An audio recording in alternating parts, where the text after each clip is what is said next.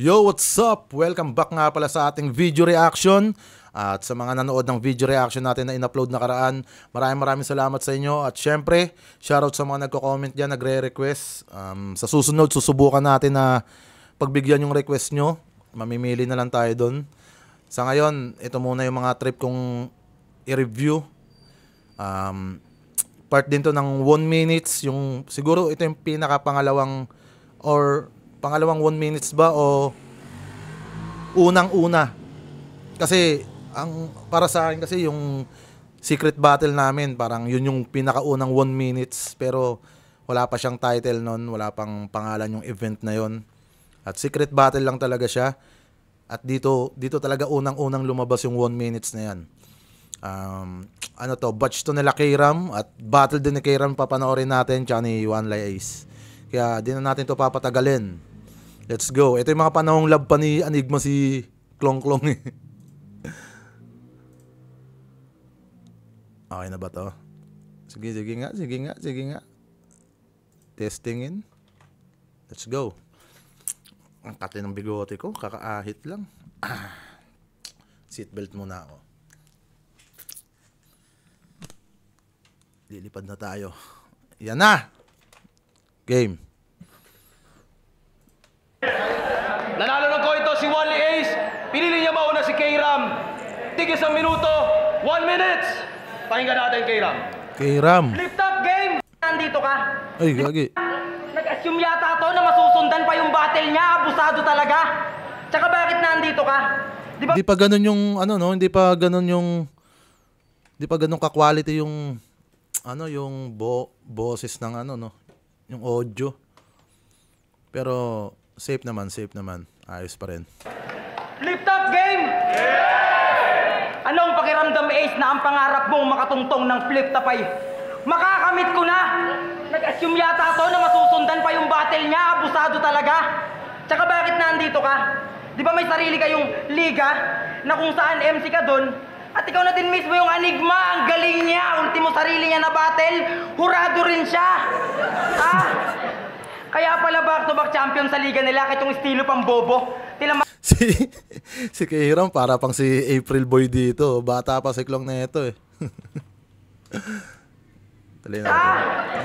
Kaya pala back-to-back champion sa liga nila. Kahit estilo pang bobo. Tila markado yung balota, manipulado yung boto. Pero bumatel ka na ng bahay katay, di ba? Di na masama. Pero di ka na ulit binigyan ng battle doon, di ba? Dito pa kaya? Wala kasing pinakitang husay, kaya di na to pinagbigyan. Tila sinipa ka sa barko kasi di ka trip ng kapitan. Tila sinipa ka sa barko. Ay, sinipa ka sa barko, tila di ka trip ng kapitan. Si Kapitan Abaddon. Yun yung ano doon, yung reference ni K-Ram. Kasi si Abaddon, may kanta siyang Kapitan Abaddon at naging tawag na rin namin sa kanya yung kapitan. Kasi di ka trip ng kapitan. Kaya Mr. President, huwag niyo to pagkatiwalaan. Gusto ko lang kayo balaan. May light to sa pangalan. Sanay pa sa laglagan. Kalimitan pa ng laban, puro bat. Ang ganda nun. May light pa sa pangalan. Sanay pa sa laglag. May light to sa pangalan. Sanay pa sa laglagan. Lay. Sinungaling na, tas nang lalaglag pa. Parang ganun yung gusto niyang palabasin. Ganda ng linya na yun. May light to sa pangalan, sanay pa sa laglagan. Kalimitan pa ng laban, puro bata. Tinatalo, tinatakot, panigago, alagad ka ni Momo. Yung Momo, yung ano yun yung, tawag dito, nag-trending yun yung malaki mata na babae ba yun, tapos pag ganun yung mukha. Trending yun, naging panakot din sa mga bata. Ito siguro yung panahon na yun. Speaking of Momo, alam niyo ba kung saan nanggaling yung salitang Momo? Nakaaway niya si Sir Jack, sinabihan siya ng bobo. Momo, nakinom tayo. Payo mo payo tayo.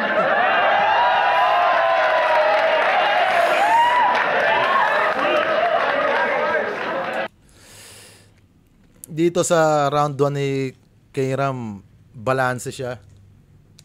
May jokes, may mga ilan-ilan din siyang mga punto. At may potential na talaga si K-Ram na maging joker dito, pero hindi niya pa nakukuha yung tamang humor niya dito. Pero ano naman yon, okay naman yon dahil rookie days to eh. Kailangan kasi mababad ka muna sa battle or manood ka ng mga battles talaga. Malaking tulong din yung may mga nakaka-brainstorming ka. Mas madami kang mapupulot doon, mas marami kang mabubuksan na arsenal sa mga ano mo, sa sarili mo, yung sa game plan, mga ganun. Tapos kung paano magpwesto. At yun yung nangyari kay Klong, kasi si Klong hindi naman yan mahirap makisama o pakisamahan. Sa dami niya naging tropa, may mga times siguro na ano na nakakatulong sa kanya yon pag napapanood niya mag-practice, dahil sobrang layo ni Klong ngayon kaysa dito sa battle na to nung pumasok siya ng flip top. Pakinggan natin si Wanlay Ace. Mukhang chikito eh. Yo! Laglagan ay! Flip top game! Laglagan ay gago. Bakbakan na kagad! Alam ko naman sanay ka tumira ng patalikod. Kayong 22, ito na yung sinyales na 2 beses tululukod. Linyang di pwede lagpasan. Kamatayan kakahinat ng galawang kanary. Senyorita, magkabilaan, 5 bala, 5 butas, kaya kakalabasan mo 50-50. Di ka aabot sa round ko. Kasi bawat tira mo, kapos. Kahit makipagabulan, tinitiyak na di ba kakatuwan tong palos. Minaliit mo yung katawan ko, pero ikaw tong mababadibag. Blackout sa pag-ubos ng oras, kaya huwag ka na magpalag. Musikeng ng liga, buwang! Ako ba yung niloloko mo? O ikaw yung salagubang, tanong ko lang, kaya mo bang salagin to? Hindi. Tiyak 6-star ang na-set nitong dirty player. Saan galing yung sa lagubang na yun? Ng liga, buwang! Ako ba yung niloloko mo? O ikaw yung salagubang, tanong ko lang, kaya mo bang salagin to? Hindi. Okay yung salaginto na wordplay, pero hindi ko alam kung saan nanggaling yung salagubang. Kasi oo, ikaw yung salagubang. Parang kulang sa context yata. Mo yung katawan ko, pero ikaw tong mababadibag. Blackout sa pag-ubos ng oras, kaya huwag ka na magpalag. Musikeng ng liga, buwang! Ako ba yung niloloko mo? O ikaw yung salagubang, tanong ko lang, kaya mo bang salagin to? Ano daw? Ako ba yung niloloko mo? Huwag ka na magpalag. Musikeng ng liga, buwang! Moshikain? Ano? Di ko gets yun. Tingin ko doon niya inano yung salagubang tsaka salaginto na wordplay niya. Ako ba yung niloloko mo? O ikaw yung salagubang, tanong ko lang, kaya mo bang salagin to? Hindi. Tiyak 6-star ang na-set nitong dirty player ko. Agad to ako magpakitang gilas. Bars ko, Bartolina sa iwahig, putulini nga pag nagbalak tumakas. Lunod ngayon tong bata, kahit bantayan sa pool. Abo sa dulo ng round mo pag nagbaga. Uloy pauso ka, tol. Ikaw yung una kong nilaban. You are the Pauso first ka, one tol. that I got on flip. May mga laro na rin si Wanlay Ace dito, kaso hindi niya masyadong na-emphasize yun sa tao. Ayun yung pausok katol. Pausok katol. Dapat ganun eh. Pausok katol. Parang ganun yung kinalabasan eh. Pakitang gilas. Bars ko, Bartolina sa iwahig, putulini nga pag nagbalak tumakas. Lunod ngayon tong bata, kahit bantayan sa pool. Abo sa dulo ng round mo pag nagbaga. Uloy pauso ka, tol. Ikaw yung... Ayan no, diba? Parang lunod sa akin tong bata kahit bantayan sa pool. Parang sa pool, kahit bantayan mo sa pool, lunod pa rin sa akin yung bata. Tapos ano, pauso ka, tol. Pool, tol. Parang pinilit niya na lang mai-rhyme doon sa pool. Yung tol, yung katol. Parang ganun, katol. May mga wordplay siya na nagagamit na okay naman sana, kaso nababago niya lang yung pronunciation para sa para sa rhyme, which is hindi yun nakatulong kay Wanlay Ace. Una ko nilaban. You are the first one that I got on flip top. Matagal mo na akong inaabangan, kaso ikaw yung nabugbog. Ganun na ako mag-set up. Sakto yung Valorant. Bayan. Yun, malakas din yung round 1 ni Wanlay, kaso marami nga siyang nagtunog pilit na wordplay nang dahil nga sa pronunciation niya na ewan ko kung sinasakripisyo niya yon para sa rhymes. Dapat kasi kung mag-wordplay ka na gusto mong mag-gets ng tao, kailangan kasi hindi siya maging tunog komplikado. Kailangan maitawid mo siya ng parang normal lang. Smooth na smooth lang dapat. Okay naman yun nung yung pausok katol. Diba? Pausok katol. Safe naman yun. Kumbaga, pausok katol. Pausok katol. Okay sana yun. Kaso, sinakripisyo nyo yung rhymes.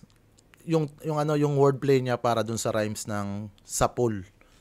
Kaya pausok katol. Katul. Parang ganun yung nangyari. Round 1, gahibla lang. Bibigay ko yung kay Ram. Walang bias dito kasi parehas silang 3GS. 3GS yan si Wanley Ace, 3GS yan si K-Ram. Parehas nating tropa yan. Kaya, ngayon lang yung tingin ko sa round 1. Pakinggan natin! Ano yun? Punta naman tayo sa Hugis Pizza na mukha niya. Alam mo ba, Ace, nung pinanganak ka ng mama mo, may hot sauce kang kasama. Kaya sa baba niya na ganyan, hiyang-hiya na si Kumag. Gusto niya na nga i-donate yan kay Ed Kaluwag. Kala ko pa naman, sir, lahat ng bagong Si Ed Kaluwag, yung parang walang baba yun eh. Parang dikit yung leeg, yung lalamunan sa ganito. Yan, ang ganda ng opener ni K-Ram, yung Hugis Pizza yung mukha niya. Nung pinanganak ka ng nanay mo, may hot sauce kang kasama. Ang gandang opener patok niya. na rookie, magagaling. O bakit ito mukhang mangga na Indian, walang dating? Tsaka nag-effort na si Gago. Mukhang mangga na Indian, walang dating. Galing nun. Indian, walang dating. Tsaka nag-effort na si Gago. Sa estilo niyang bulok. Nasabog ka ba sa FB ko? Mayat maya kasi mag-stalk. Oops. Nasyok ka ba sa pasilab ko? Syok, sinisilaban ko, dudong. Nag-join ka dito, mag-choke ka. Kasi di ka marunong. Kaya pagpasa ko ng kawayan na upo to, pag salubong, tila nasamid ka lang ng weed. Kasi di ka pa full grown. Kaya imposible ka. Downers bars, bitch! Last kay Ram, ganda ng niya nun, yung setup niya doon. At panapos, nasa mid ka lang ng weed kasi di ka pa full grown. Nasa mid. Pag nagsisindi ka kasi, pag na-choke ka, yun, doon lalabas yung tama. Full grown. Kaya imposible ka magkatama. Kaya kawawa ka. Kahit mag-smoke ka pa ng weed, malabo ka maging high. You wanna know why? Kasi mababa ka. Tsaka nakakauma yung estilo mo na speed rap. Patok lang yan sa mga walang taste. Kung puro bilis ka na lang, Ace, dapat ang pangalan mo na lang, Race. Di ba hilig mo magmabilis? Patay ka sa akin ngayon. Ace, Race, kung puro bilis ka lang Ace, pangalan mo na lang Race. Kasi si Wanley Ace, Public Enemies yan. At ang porte nila, mga ratrata na kanta. At kilala talaga din si Wanley Ace na speed rapper, katulad ni Lakwan. Kasi magkagrupo rin naman sila. Ngayon, walang yaka dahil binigyan kanya ng break dito ka na mismo na disgrasya. Alis! Ang ina mo, Lakas ng round 2 ni K-Ram. Solid na yung round 2 ni K-Ram na yon. Yung sa weed pa lang, punong-puno na ng laro yon. At masasabi mong advance yung writing ni K-Ram doon kaysa sa pinakita ni advance. May pagka-advance din naman kasi si Wanley, pero magkaiba sila ni Klong. Tulad ng yung wordplay ni Klong, nasa mid. Nasa mid ka lang ng weed. Nasa mid ka lang ng weed kasi di ka pa full grown. Smooth na smooth yung daloy nun, kaya hindi nagtunog pilit. Compare mo kay Wanley Ace yung dun sa katol. Kaya mas nagiging mas madaling nakukuha ng crowd yung kay K-Ram. At yun, tignan natin yung round 2 ni Wanley Ace. Round to game! Isang minutong pagtapos. Ito'y minute to minute. Karet sa leeg kay patanong pag di nasagot na ko siret. Nakaligtas at nakaiwas ka sa chainsaw ni Jigsaw. Kaso masakar pa din kasi wrong turn ka, iho! Bakit ka ako maluwa? Ano? Kabig na kaso nasagot na ako sa tapos. Ito'y Wrong turn? Wrong turn ka, iho. minute to minute. Karet sa leeg kay patanong pag di nasagot na ako siret. Nakaligtas at nakaiwas. Round to game! Ulitin natin. Isang minutong pagtapos. Ito'y minute to minute. Karet sa leeg kay patanong pag di nasagot na ako siret. Nakaligtas at nakaiwas ka sa chainsaw ni Jigsaw. Kaso masakar pa din kasi wrong turn ka, iho! Bakit ka ako maluwa? Kabig namin lahat pakanan, oo, alright. Lakas ko di mo kakayanin parang kapangyarihan ni All Might. Kada sako kita mo blanco pag dilak na sight mo all white. Kada bato ko maliit pero dahilan ng apoy. Bato ng terlight. Titiyak ko na si Bak. Huwag ka masyadong maingay, manahimik ka, hoy. Sige, katungan niyo pa ako. Nalalo ako magkapoy. Feeling bis ka pa masyado. Ulul, wag ka magpaoso. Tuloy-tuloy si Wanlay. Parang wala siyang space para namnamin ng Basta crowd. nakaiwas ka sa chainsaw ni Jigsaw. Kaso masakar pa din kasi wrong turn ka, iho! Bakit ka ako maluwa? Kabig namin lahat pakanan, oo, alright. Lakas ko di mo kakayanin parang kapangyarihan ni All Might. Kada sargo kita mo blanco pag dilak na sight mo all white. Kada bato ko maliit pero dahilan ng apoy. Bato ng terlight. Titiyak ko na si Bak. Huwag ka masyadong maingay, manahimik ka, hoy. Sige, katungan niyo pa ako. Nalalo ako magkapoy. Feeling bis ka pa masyado. Ulul, wag ka magpaoso. Kinagat mo tong battle kasi big break tapos walang beat. Tangasakit to sa puso. Malaman dinadaga ka na. Paano pa kaya pag niratrat ko to? Tiyak kakain to sa plato ngayon. Machine gun ni Rambo. Alam mo, hindi mo to na-feel, Mark. Kaya bunga nga pakisip. Di namin kailangan ng karam dahil nagmamark yung lip. Magaganda rin yung mga binitawan Lahat kayo na, pakinggan natin! ni Wanlay. Nalaro niya naman lahat. Pero, yun nga, mas lalong nakitang tulog yung crowd nung nagtuloy-tuloy na siya eh. Tuloy-tuloy siya ng banat.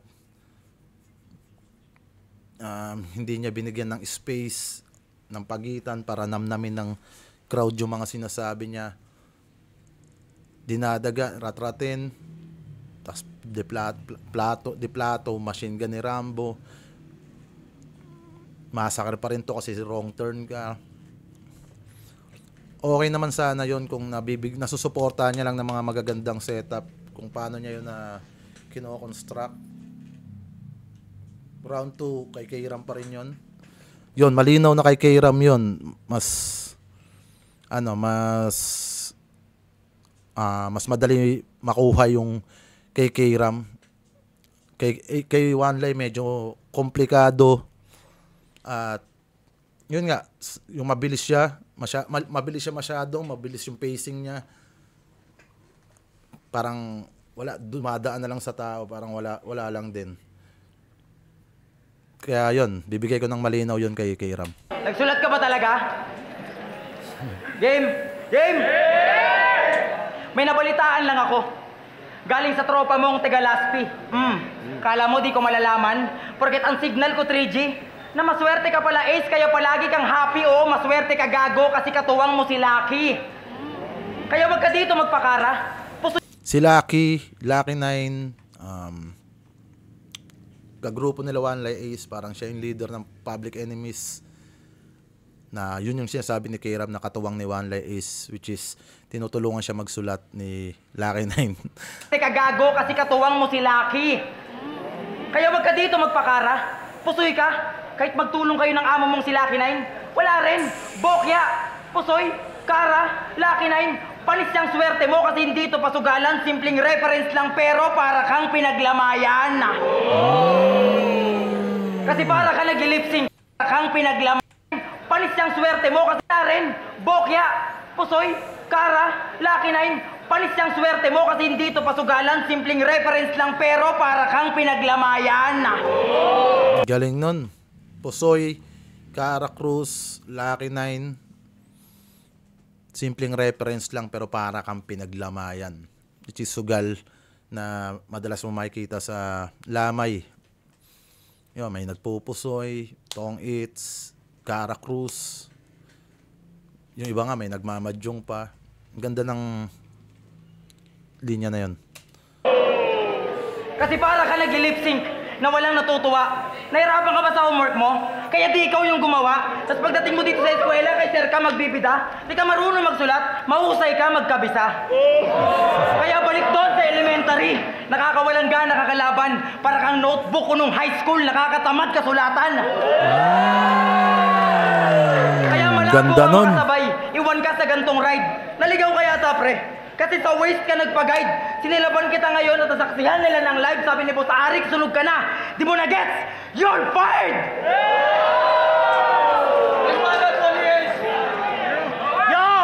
Lakas ng round 3 din ni K-Ram. Sa round 1, gahibla na lamang si K-Ram. Sa round 2, lamang na lamang si K-Ram doon. At medyo malaki-laki yung hahabulin ni Wanlay doon. Sapat kaya yung 1 minuto para habulin yung nilamang ni K-Ram sa 2 round na yon. Tingin ko kahit naging best round ni Wanlay tong 3rd, para sa akin kung ilan yung tumamang suntok o ilang puntos yung nakamada ni K-Ram doon sa 2 round na yon, plus yung sa 3rd pa, kung matatapatan ni Wanlay yun, tingin ko kukulangin pa rin yung 1 minuto na to.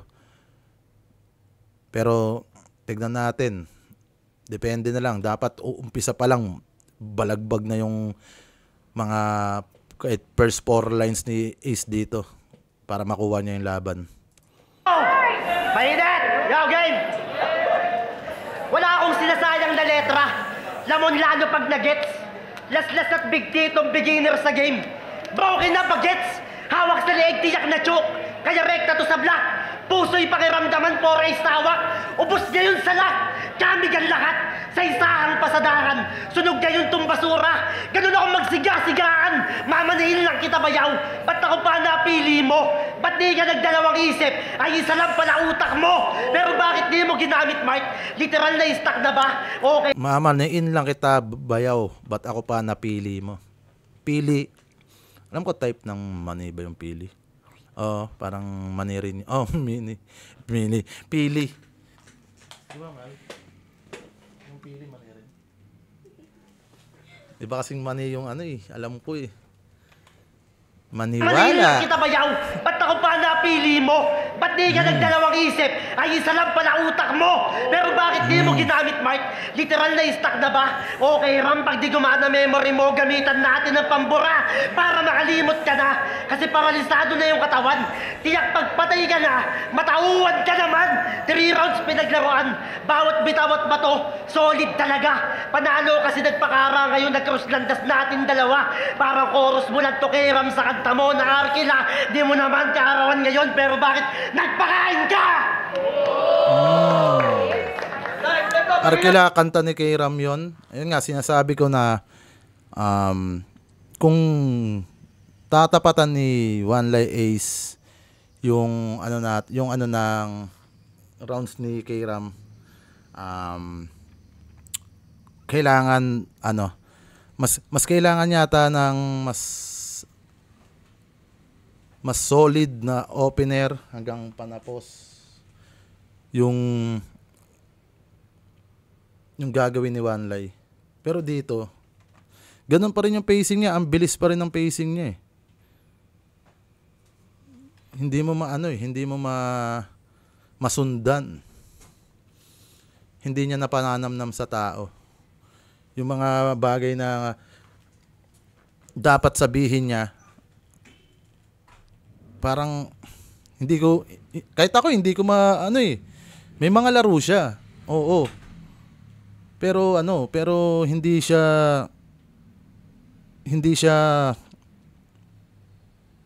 ma-absorb ng utak mo masyado dahil pagkapasok pa lang ng mga linya niya, may kasunod na naman na dapat na dapat mong pakinggan. Kasi tuloy-tuloy siya eh. May mga laro siya doon na ewan ko kung palipad hangin na lang sa tenga ng crowd, nahahagip na lang, kaya hindi na mareakan dahil sa dire-diretso yung ginagawa niya. Yun lang yung tingin ko sa battle na to. Round 3, K-Ram pa rin yun. Malinaw yun. Kay K-Ram yun. Pakinggan natin yung judges or yung boto ng hurado na lang. In the top 1 minutes, K-Ram versus Wanli Ace, isa pang beses para sa kanilang pareho. Unang laban ng 1 minutes. Ang boto ng hurado, tigtatatlo nga pala yung mga hurado natin para sa 1 minute battles. Boto ng hurado, 3-0. Magingay para kay K-Ram. 3-0. Shoutout lang sa lahat ng tiga South 1. Maraming salamat bati pa sa sila, suporta. oh. Yun, salamat sa inyo lahat. Bati pa sila. Oh. Bati pa silang dalawa. Yon, solid na battle para sa mga katulad nilang rookie nung panahon na to. Sa magandang pokpokan din yon.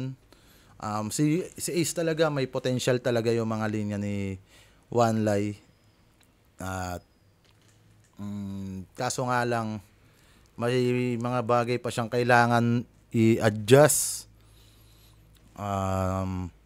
Pero tingin ko na-adjust niya naman din yon yung mga sumunod na battle niya, kasi nakasama pa namin to sa quarantine battles si Wanli Ace.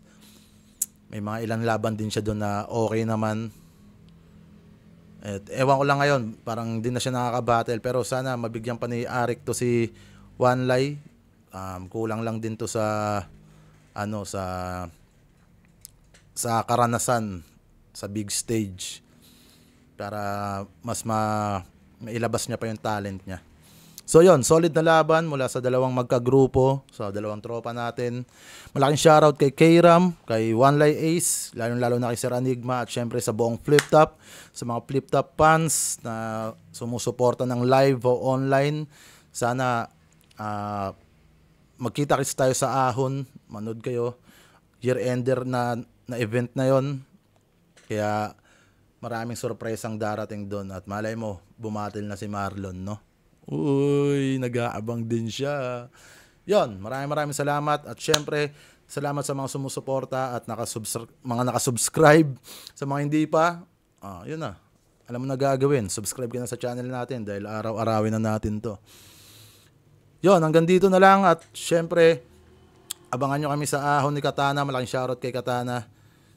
Kung nagsusulat ka na, sana ganahan na rin ako magsulat. May mga nagko-comment kasi na parang walang final slip, pa video reaction na lang. Hindi, ayoko lang muna i-stressin yung sarili ko. Pag lumabas na lang din yung gutom natin or yung init, yun, wag lang sana tamarin. Pero finals yun, at mahaba-haba pa naman.